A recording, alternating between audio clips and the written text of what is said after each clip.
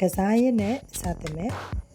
Oxford Phonics Word 2 ဖွဲ့ကိုဒီနေ့ one minute activity အနေနဲ့ game ဆောင်ရင်စတင်ခဲ့တယ် game ကဘယ်လိုမျိုးလဲဆိုတာကိုပြန်ပြီး share လုပ်ပေးမယ်နော်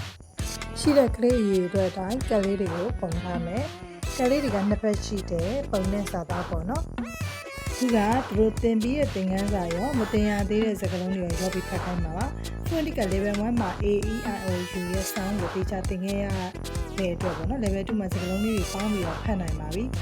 game ဘယ်လိုဆော့ရမလဲဆိုရင်ကလေးတွေကိုနေရာချမယ်ပြီးရင်သူတို့ရမ်းကြိုက်တဲ့ brain or sound လေးတွေကိုဖွင့်ပေးမယ်တစ်ချင်းတိုင်းသူတို့ like ဆိုကြကောက်ကြပေါ့ရှင်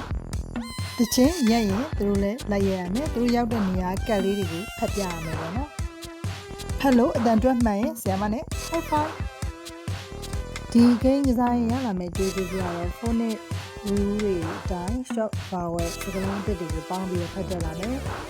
စာသင်ရတယ်ဆိုရင်လည်းကစားရင်းနဲ့မျိုးကလေးတွေပြပြရှင်းရှင်းနဲ့စာရေးရလာမှာပါကိုယ်တိုင်လည်းလေ့လာနေစေတီချက်တရားမျိုးတခြားတီချက်တွေရောဘယ်လိုသင်ကြလဲဆိုတာ comment မှာပြန်ပြီးလေ့လာပြီးပါအောင်နော်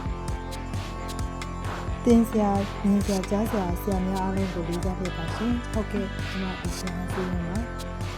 အဆုံးထိနားလာပြီးအတွက်ကျေးဇူးတင်ပါတယ်ရှင်